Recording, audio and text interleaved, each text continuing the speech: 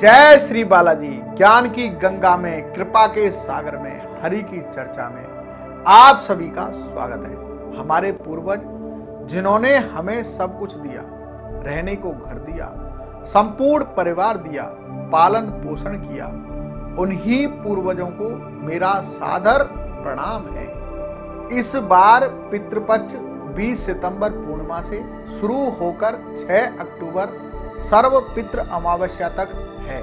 पूरी 16 तिथियां हैं। ऐसा नहीं है कि कोई भी तिथि कम या ज्यादा है। आज मैं आपसे उन्हीं पितरों और पूर्वजों के बारे में आपसे बात करूंगा।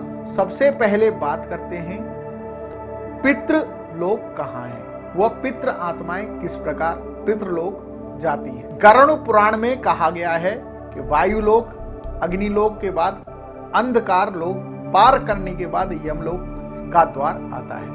फिर रौरव नरक, कुंभी पाक नरक आदि 36 प्रकार के नरक लोक पार करने के बाद पितृलोक आता है, जहां पर आत्माएं वास करती हैं। जब कोई आत्मा पितृलोक जाती है तो कई अनेक प्रकार के लोकों से होकर जाना पड़ता है, जहां उसे अपनी शुद्धि के लिए अनेक प्रकार की विकट परिस्थितियों का सामना करना पड़ता है। तभी उस आत्मा की शुद्धि प्राप्त होती है।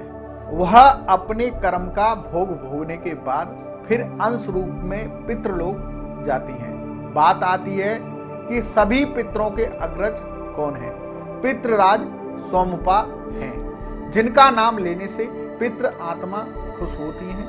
वह पितृराज सोमपा के माध्यम से पितरों को उनका हविष यानी श्राद्ध भोजन प्राप्त होता है।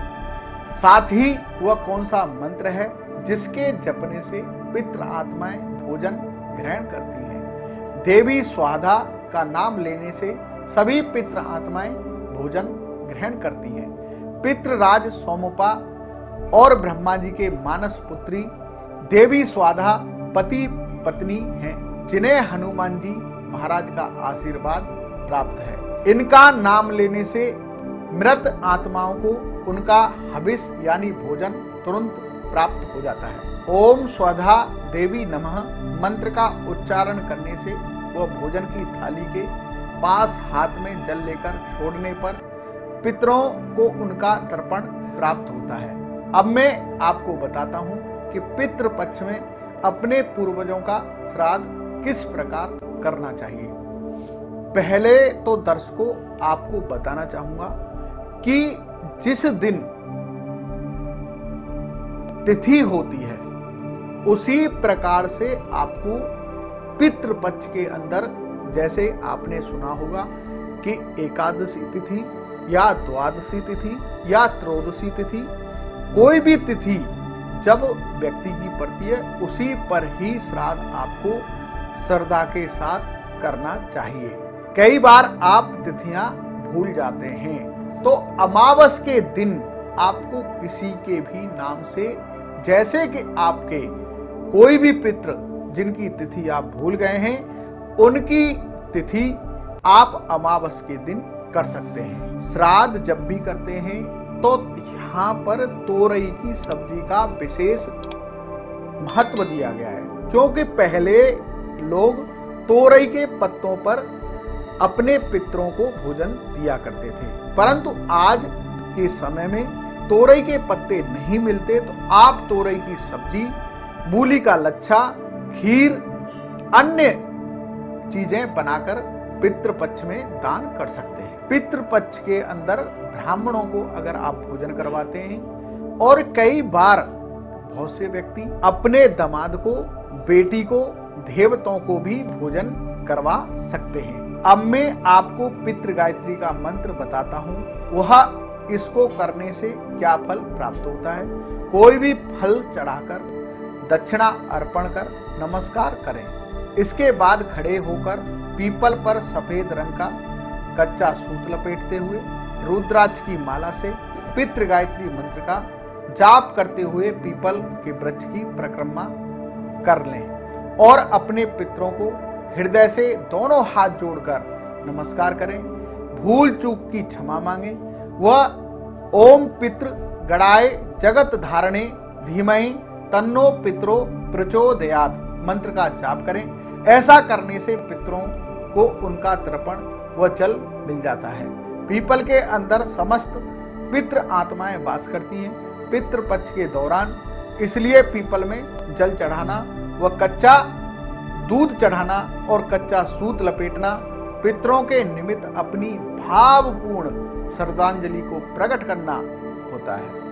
हर किसी मनुष्य के प्रत्येक देवता के अपने अपने आराध्य देव जरूर होते हैं। जैसे मेरे बालाजी महाराज के आराध्य देव भगवान श्री राम हैं और भगवान राम के आराध्य देव शिव शंभु भोलेनाथ हैं और भगवान शंकर के आराध्य देव भगवान श्री राम हैं। इसी प्रकार पितरों के आराध्य देव कौन हैं यह मैं आपको बताता हूं और पितृदोष होने पर भी किस प्रकार अशुभ फल नहीं देता उसकी सरल विधि आपको बताता हूं। आपको बता दूं, पितरों के आराध्य देव आदि देव भगवान उमा महेश्वर भगवान शिव हैं। भोलेनाथ शमशानवासी हैं। सभी आत्माओं को मोक्ष देने वाले, पितृलोक में स्थान देने वाले व अपनी शरण में लेने वाले भगवान शंकर हैं। इसी कारण इनको भूतनाथ भी कहते हैं, अर्थात भूतों के नाथ। अब मैं